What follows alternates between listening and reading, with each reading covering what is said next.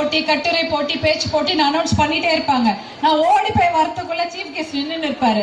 அப்புறம் சொல்லுவா, Soumya comment standard அப்படின்னுடுவாங்க. ஏன்னா அந்த பக்கமே நின்று அப்படியே வாங்கிட்டு போயிடுவேன். அந்த மாதிரி ஒரு ஆனுவல் டே தான் இதை நான் பார்த்தேன். பசங்க திருப்பி வந்து வாங்கிட்டு இருந்தாங்க. நான் வந்து பேச்சு போட்டி, கட்டுரை போட்டி வாங்கியிருந்தேன். விளையாட்டு போட்டி எல்லா வீட்லயும் அவரோட மெடலையும் இதையும் பாலிஷ் பண்ணி வருஷம் வைக்கணும், இல்லைன்னா அதுக்கு அறுத்துரும். அந்த அளவுக்கு மெடலா இருக்கும்.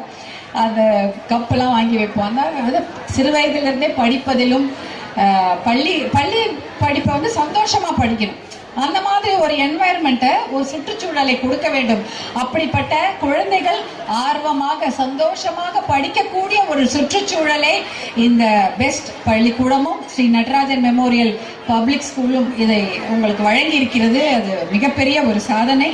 சீர்காழி அப்படின்னாலே அது தனி சிறப்பு தான். தமிழை வளர்த்த மண் இல்லையா? சீர்காழியில் தான் தமிழ் வளர்த்த மண், தமிழ் இசையை வளர்த்த மண். தமிழ் இசை அந்த மூவர்கள் இருக்காங்க இல்லையா? தமிழ் இசை மூவர் அருணாச்சல கவிராயர், முத்து தாண்டவர், மாரிமுத்தா பிள்ளை. இந்த தமிழ் இசை வளர்த்த அந்த மூவர்கள், அவர்களுக்கு ஒரு மணிமண்டபம் சீர்காழியில தான் இருக்குது. சீர்காழி இந்த பகுதியில தான் ஜாயிண்ட் ஃபேமிலி, அதாவது கூட்டு குடும்பம் என்ற ஒரு அமைப்பு கட்டுக்கோப்பாக இருக்கிறது என்ற ஒரு தகவலை சொன்னார்கள். அதே போல விவசாயம் உயிர்ப்புடன் இருக்கக்கூடிய பூமியும் சீர்காழி தான். நம்ம ஊரை பொறுத்த வரைக்கும் இன்னைக்கு பெண் குழந்தைகளுக்கான ஒரு பாதுகாப்பு கொஞ்சம் அச்சுறுத்தலுக்கு இருக்கிறது. பெண் கல்விக்கும் அது ஒரு பெரிய அச்சுறுத்தலாக அமையக்கூடிய ஒரு பேர் அபாயம் இருக்கிறது. முன்னாடி என்ன நினைப்போம், குழந்தைங்க வெளியில போனா அவர்களுக்கு தொல்லை இருக்கிறது, அதனால பயத்துல 6 மணிக்கெல்லாம் வீட்டுக்கு வாங்க. அப்பெல்லாம் இருட்டாயிடுச்சுன்னா குழந்தைங்களை, பெண் குழந்தைங்களை டியூஷன் கூட அனுப்ப மாட்டோம், வீட்டுக்குள்ளேயே வச்சுப்போம். அந்த அளவுக்கு பயமா இருக்கும். இப்பயும் அதை விட அதிகமாக இப்ப பள்ளிக்கூடம் அனுப்புறதுக்கே சில இடத்துல கல்வி நிறுவனங்கள்ல கூட பெண் குழந்தைகளுக்கு பாதுகாப்பு இல்லாத ஒரு சில சூழல்கள் நிலவுகின்றது. அதே போல அதை விட மோசம் என்னன்னா, இது நிறைய பேருக்கு தெரியாது, வீடுகள்ல கூட பெண் குழந்தைகளுக்கு பாதுகாப்பு இல்லாத ஒரு சூழல் நிலவுகின்றது. அதையெல்லாம் நம்ம சமாளிக்கணும்னா நம் குழந்தைகளுக்கு தைரியத்தையும், பெண் குழந்தைகளுக்கு அதிகமாக தாய்மார்களான நாம் கற்றுக் கொடுக்க வேண்டியது துணிவும் தைரியமும் தன்னம்பிக்கையும் தான். எவ்வளவு பெரிய படிப்பு கொடுத்தாலும் சரி, அவர்களுக்கு துணிவை கொடுக்க வேண்டும், தைரியத்தை கொடுக்க வேண்டும், தன்னம்பிக்கை நம் பெண் குழந்தைகளுக்கு நாம் கற்றுக் கொடுக்க வேண்டும். ஆண் குழந்தைகள்னா இப்ப நீங்க பெற்றவர்கள் வந்திருக்கிறீங்க. ஆண் குழந்தைகளுக்கு என்னன்னா, அவர்களுக்கும் இந்த பயிற்சிகள் கண்டிப்பாக தேவை இன்றைய காலகட்டத்தில். அதை விட அதிகமாக அவர்களுக்கு கொடுக்க வேண்டியது பாதுகாப்பான என்ன விஷயம்னா, அவங்களுக்கு நல்ல குணங்களை சொல்லி கொடுக்க வேண்டும். கைண்ட்னஸ்.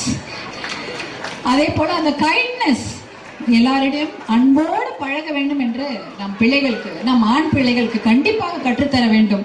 அது ஒரு தாயுடைய கடமை அப்படிதான் நான் நினைக்கிறேன். அப்பதான் வந்து சக மனிதர்களை மதிப்பார்கள், தன்னோட கூட படிக்கும் பெண் குழந்தைகளை மதிப்பார்கள். கல்யாணம் அவங்க படிச்சுட்டு வெளியில போகும்போது அவர்களோட வேலை செய்யும் ஒரு பெண்களையும் அவங்க மதிக்க கற்றுக்கொள்வார்கள். அந்த அன்பை அவர்களுக்கு சொல்லிக் கொடுங்கள். கைண்ட்னஸ் அவங்களுக்கு கத்துக் கொடுங்க. எனக்கு நிறைய ஏன்னா வேற எங்கேயும் கத்துக் கொடுக்கறதுக்கு வழியே இல்லை. இப்ப பள்ளிக்கூடத்துல சொல்லி தரோம்னாலும் வீட்டுலதான் நம்ம சொல்லி கொடுக்கணும். பள்ளிக்கூடத்துல கொஞ்சம் சொல்லி கொடுப்பாங்க, வீடுகளில் தாய்மார்களா நாம வந்து அவங்களுக்கு சொல்லி கொடுக்கணும். ஏன்னா நீங்க சினிமால அதை சொல்லி கொடுக்க முடியல. நிறைய படங்கள்லாம் முன்னாடி பழைய காலத்து படங்கள் பார்த்திருப்பீங்க. அந்த வைரம் கடத்துறவங்க கெட்டவங்க, அந்த வைரம் கடத்துறவங்களை பிடிக்கிறவங்க, அவர்களை பிடித்து அவங்களோட சண்டை போட்டு அவர்களை வந்து தண்டனை கொடுப்பவர்கள் இல்லையா, அவங்கதான் ஹீரோவா இருப்பாங்க. ஆனா இன்றைய காலகட்டத்துல வைரம் கடத்துறவங்க தான் ஹீரோவாவே இருக்கிறாங்க. அதான படம். எல்லா படத்துலயும் யாரெல்லாம் ரவுடியா இருக்காங்களோ அவங்கள பற்றி தான் படம்.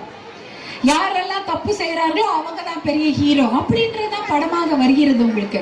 அப்படி இருக்கும்போது பசங்க எதை பார்த்து நல்லதை கற்றுக்கொள்வார்கள். நம்மளை பார்த்து தான் கத்துக்கணும். அதே போல ஆண் குழந்தைகளுக்கு வந்து இது இந்த மது, புகையிலை, அப்புறம் வந்து போதை ஒழிப்பு, இந்த மாதிரி விஷயங்களான பள்ளிக்கூடத்தில் மட்டுமல்ல வீடுகளிலும் நாம் சொல்ல வேண்டும். நம்ம நினைச்சுக்கிறோம் சரி குழந்தைங்களுக்கு எல்லாம் தெரியாது அப்படின்னு, ஆனா அவையெல்லாம் அதிகமாக எங்க பார்த்தாலும் கிடைக்குது.